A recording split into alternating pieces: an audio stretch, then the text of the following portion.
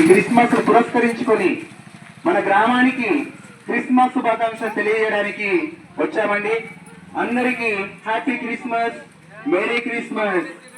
కాబట్టి యేసుక్రీస్తు ప్రభువు వారు ఈ లోకానికి రావడంలో ఒక ప్రధానమైన ఉద్దేశం దాగి ఉంది అండి. ఏంటి అని అంటే, ఈ లోకంలో బ్రతుకుతున్న మనం అందరం కూడా మరి ప్రపంచంలో ఈ భూమి మీద మనం జీవనం కొనసాగిస్తున్నాం. మరి జీవనం కొనసాగిస్తున్న మనము పుట్టుక పేరుతోనైతే ఈ లోకంలోనికి రంగప్రవేశం చేశాము. తల్లిదండ్రుల గర్భాల ద్వారా పుట్టిన మనము పుట్టిన తర్వాత మనం అందరం బ్రతుకుతూ ఈ లోకాన్ని కూడా విడిచిపెట్టి వెళ్ళిపోతున్నామండి. అనగా మరణిస్తూ వెళ్ళిపోతున్నాము. ఈ లోకానికి ఎక్కడ నుంచి వచ్చామో ఈ లోకాన్ని విడిచిపెట్టి ఎక్కడికి వెళ్ళిపోతాము. మరణించిన తర్వాత మన ప్రయాణం ఏంటి? మనిషికి మరణమే ముగింప కాదు, మనిషికి మరణం తర్వాత మరో జీవితం ఉందా అన్న ఈ ఆలోచనతో, ఈ ప్రశ్నలతో ఈ ప్రపంచం సతమతం అవుతుంది అండి. అందుకే మరణం ఎక్కువ కాలం జీవించాలని ఎన్నో ప్రయోగాలను కూడా ఈ శాస్త్ర ప్రపంచం చేస్తుంది. మనిషి యొక్క జీవితకాలం అమాంతం 1200 సంవత్సరాలు పెంచుతామని ఎన్నో మరి ప్రయోగాలు కూడా చేశారండి. మరి మనిషి మరణించిన తర్వాత ఎప్పటికి బ్రతికే అవకాశం ఉందా అంటే ఉందనే చెప్పాడండి ఈ లోకానికి వచ్చిన మహనీయుడు యేసుక్రీస్తు ప్రభువు వారు.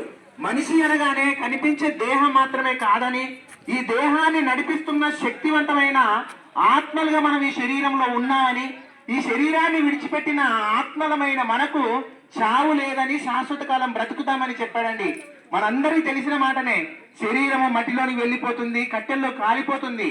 కానీ ఆత్మలమైన మనకు మాత్రము శాశ్వత కాలం జీవించే అవకాశం ఉందండి. మనం శరీరంలో ఉంటేనే శరీరం సజీవంగా ఉంటుంది. మనం శరీరాన్ని విడిచిపెడితే శరీరం నిర్జీవం అయిపోతుందండి. కన్ను ఉంటుంది కానీ చూడలేదు, నోరు ఉంటుంది కానీ మాట్లాడలేదు. కారణం ఏంటంటే కంటికి చూపునిచ్చే, నోటికి మాటనిచ్చే, శరీరానికి శక్తినిచ్చే ఆత్మగా నువ్వు శరీరంలో లేవు. శరీరాన్ని విడిచిన నాడే శరీరం నిర్జీవం అయిపోతుంది. మరి మరణించిన తర్వాత ఆత్మకు శాశ్వత కాలం ఉండే జీవితం ఉందని మనకు అర్థమవుతుందండి. అది ఎలాగో మనం ఆలోచిస్తే ఒక మర్రి విత్తనాన్ని మనం తీసుకుందాం.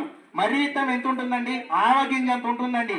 కానీ ఆ ఆవగింజంతా ఉన్న మర్రి చిన్నదైన మర్రి గింజలో మరి ఎంతో పెద్దదైన మర్రి చెట్టు ఉంటుందండి.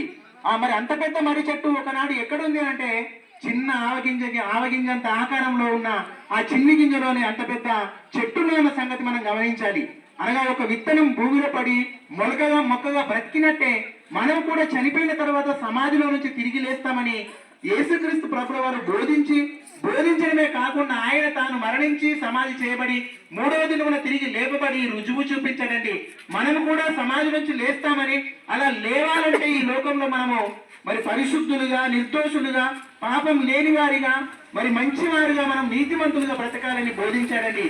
తెలుసో తెలియకో మనుషులు పాపం చేస్తే, నేరం చేస్తే మరి కోర్టులోకి, జైల్లోకి వెళ్తున్నారండి. అప్పుడు ఆ కోర్టు నుంచి శిక్ష తప్పించే అవకాశం ఎవరికి ఉంటుంది అంటే ప్రథమ పౌరుడికి ఉంటుందండి. మన దేశంలో ఉన్న ప్రథమ పౌరుడు రాష్ట్రపతి అయితే మరి పెద్ద పెద్ద కేసుల నుంచి తప్పించే అవకాశము రాష్ట్రపతి గారికి ఉంటుంది. దాన్నే క్షమాభిక్ష అంటారండి. ఆయనకే ఎందుకుందంటే ఆయన ప్రథమ పౌరుడు కనుక. మరి మనము కూడా ఈ భూమి మీదకి వచ్చిన తర్వాత తెలుసో తెలియకో చేసిన తప్పులకు, పాపాలకు క్షమాపణ కలగాలంటే కూడా మరి దేవాది దేవుని ప్రథమ కుమారుడు, ప్రథమ ఫలమైన యేసుక్రీస్తు ద్వారానే సాధ్యమవుతుంది కనుక ఆయన మన కోసమే వచ్చి తన పరిశుద్ధమైన శరీరాన్ని అర్పించి, తన పవిత్రమైన రక్తాన్ని చిందించి మనందరికీ పాప విమోచన కలిగించి మన పాపాలకు శాంతి చేశాడన్నమాట.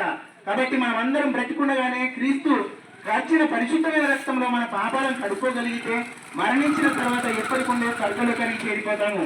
భూమి మీద 100 సంవత్సరాల వరకు బ్రతుకుతాం కానీ శాశ్వతకాలం ఇక్కడ జీవించలేమండి. కానీ ఎప్పటికీ జీవించే జీవితం మనకు పరలోకంలో, స్వర్గంలో ఉంది. ఆ స్వర్గానికి చేర్చడానికి వచ్చిన దైవమే యేసుక్రీస్తు ప్రభువు వారు. ఈ మంచి నిర్ణయం తీసుకొని మీరందరూ మరి ఆలోచించాలని ప్రేమతో విజ్ఞప్తి చేస్తున్నాము. మీ అందరికీ మరొకసారి క్రిస్మస్ శుభాకాంక్షలు. Happy Christmas, merry Christmas. మీకు ఇవ్వబడిన పత్రికలను చూడండి, దయచేసి చదవండి. మంచి విషయాలు అందులో ఉన్నాయి. నిజంగా మీకు మీ మనసు ఆనందింపజేసే విషయాలు అందులో రాయబడ్డాయి. మీరు ఆలోచిస్తారని కోరుకుంటున్నాం. మరొకసారి హ్యాపీ క్రిస్మస్, మేరీ క్రిస్మస్.